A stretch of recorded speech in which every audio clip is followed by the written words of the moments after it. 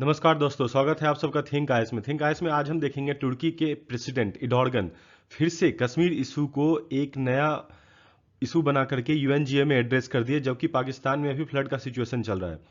तो ये जो ऑल वेदर फ्रेंड बनना चाह रहे हैं, इसका रीजन क्या है हम वो जानेंगे, और हमारी ये एग्जाम के प्रोस्पेक्टिव से क्यों इंपॉर्टेंट है उसका भी डिस्कस करेंगे। ये आप टाइम्स नाउ का न्यूज़ देख सकते हैं। इसमें तुर्किश प्रेसिडेंट ने एक्चुअली में यूएनजीए में जो बोला उसके बारे में लिखा हुआ है कि उन्होंने कश्मीर के इशू के लिए पीस रखने के लिए बोला इंडिया और पाकिस्तान को, जो कि वो 75 ईयर्स में ना कर सके।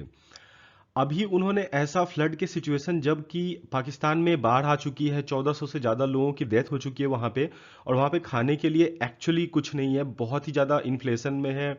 अगर आप आलू टमाटर के प्याज लो तो 400-500 रुपये किलो वहाँ पे मिल रहे हैं। तो इन्फ्लेशन का ये रेट होने के बावजूद भी तुर्किश प्रेसिडेंट को ये ज़रा जरूरी दिख रहा है कि उनके बीच पीस क्यों नहीं है, जबकि ऐसा कुछ मामला नहीं है। तो एक्चुअली में ये ऐसा कर क्यों रहे, इसका करने का रीज़न दो प्रोमिनेंट रीज़न है दोस्तों। पहला रीज़न है कि वो इस्लामिक वर्ल्ड के प्रॉफिट बनना चाहते हैं, यानी कि वो इस्लामिक वर्ल्ड को ये दिखाना चाह रहे हैं कि वो सबसे बड़े इस्लाम के प्रॉफिट हैं, और वो ऐसा करके पाकिस्तान और ईरान जैसी कंट्री को, जो कि अभी प्रॉब्लम में है, उनको अलग ही प्रॉब्लम में ढकेलेंगे। अगर आपने कुछ दिन पहले द हिंदू का एक आर्टिकल देखा होगा, तो उस आर्टिकल में सीधा लिखा हुआ था कि कम्युनलिज्म कितना ज़्यादा बढ़ चुका है एक्चुअली टर्की में, और उसके वजह से उसकी जीडीपी कितनी ज़्यादा गिर रही है। उसका रिपोर्ट भी मैं आपको दिखाऊंगा। और यहाँ पे पहला रीजन तो वो इस्लामिक वर्ल्ड के प्रॉफिट बनना चाहते हैं। दूसरा, वो इंडिया के अगेंस्ट हमेशा काम करते हैं ताकि किसी ऐसी कंट्री के बारे में बोले जो उन्हें सही से रिप्लाई ना दे, क्योंकि इंडिया हमेशा सॉफ्ट अप्रोच रखता है। लेकिन इंडिया ने कुछ दिनों में ये दिखाया है कि उनकी जो नियर बाई कंट्रीज के साथ उनके प्रॉब्लम है, इंडिया के ऑलरेडी उनके साथ बहुत अच्छे रिलेशनशिप है। और तुर्की जो कि अपना एक्चुअली सिचुएशन नहीं संभाल पा रहा, अभी नाटो के साथ उनके प्रॉब्लम हो गई थी, और उनका रिलेशनशिप रसिया के साथ भी है, जो कि यूएस को खलता है, क्योंकि वो एक नाटो मेंबर है। और नाटो मेंबर होने के बावजूद भी वो प्रो चाइना ज़्यादा है, वो ईरान को ज़्यादा देखते हैं। इवन उन्होंने इंडिया की तरह S-400 को ऑलरेडी बाई कर लिया है, और प्रोक्यूर करने के बाद ऑलरेडी वो ऑपरेशन में है।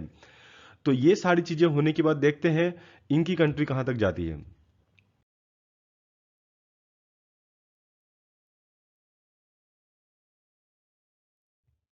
अब आप अगर ये देखोगे, यहाँ पे Turkish president actually same day, दोस्तों आपको ये देखना है कि ये सेम एक दिन के बाद का है, सितंबर 22, 2021 को उन्होंने सेम इशू राइज किया था। अब इस इशू को राइज करने के बाद एक साल बाद फिर से उन्होंने ऐसा किया, तो उन्होंने एक रूटीन बना के रखा हुआ है कि मुझे खुद को महान दिखाना है, और उसके लिए मैं हर एक साल इंडिया को लेम सेम करूंगा, जिससे मेरा नाम इस्लामिक वर्ल्ड में बना रहेगा, और मैं पाकिस्तान का पता नहीं है क्या गॉडफादर ही बनना चाहते हैं। आप अगर न्यूज में देखो तो न्यूज में उन्होंने एक्चुअली में बोला क्या है, यहाँ पे है 75 ईयर्स में इंडिया और पाकिस्तान जो पीस नहीं बना पाई, वो उसे बनानी चाहिए। जो कंट्री खुद ही पीस में नहीं है, वो दूसरे को ये सजेशन दे रही है, आप सोच सकते हैं। और ये एक्चुअली हाई लेवल मीटिंग थी यूएनजीए की, और परमानेंट पीस की उन्होंने बात की है यहाँ पे। और परमानेंट पीस के साथ वो सॉलिडरिटी भी देते हैं कि वो दोनों कंट्री के साथ हैं। अब आप देखोगे, यहाँ पे आपको मैं जीडीपी दिखाना चाहता हूँ एक्चुअली टर्की ऐसा कर क्यों रहा है।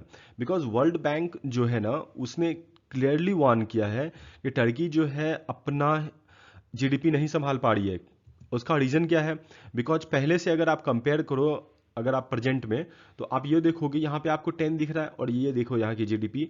और अगले साल ये बताया जा रहा है कि इनकी जीडीपी और भी ज़्यादा गिरेगी। और बिकॉज ऑफ यूक्रेन वार इनको थोड़ा बहुत फायदा हुआ है, लेकिन यूक्रेन वार खत्म होते ही इनकी प्रॉब्लम फिर से बढ़ेगी। और तुर्की आगे क्या करता है ये वर्ल्ड बैंक को भी नहीं पता है। तो अनप्रेसिडेंटेड यहाँ पे चल रही, उनकी जीडीपी गिर रही है, और उन्हें दूसरी कंट्री के बीच में पैरा रहना है। सो इंडिया, सी राजा मोहन एक बहुत ही अच्छे राइटर हैं पॉलिटिकल साइंस के, उन्होंने क्लियरली लिखा हुआ है कि अंकारा जो उनका कैपिटल है टर्की का, एक्चुअली उन्हें सोचना चाहिए और दिल्ली को किस तरह से एक्शन में आना चाहिए, जो कि मेजर रोल अभी निभा रहा है अफगानिस्तान में। और टर्की पोजीशन वहाँ पे भी अपना बनाया जा रहा है। तो वो इस्लामिक वर्ल्ड में एक अलग ही हलचल पैदा कर रहा है टर्की। इसके लिए इंडिया को ज़्यादा असर्टिव और अपनी क्वालिटी को बढ़ाते हुए इंडिया को एक जवाब भी देना चाहिए, जिससे टर्की बार बार ऐसा इंटरनेशनल प्लेटफॉर्म में ना कर सके।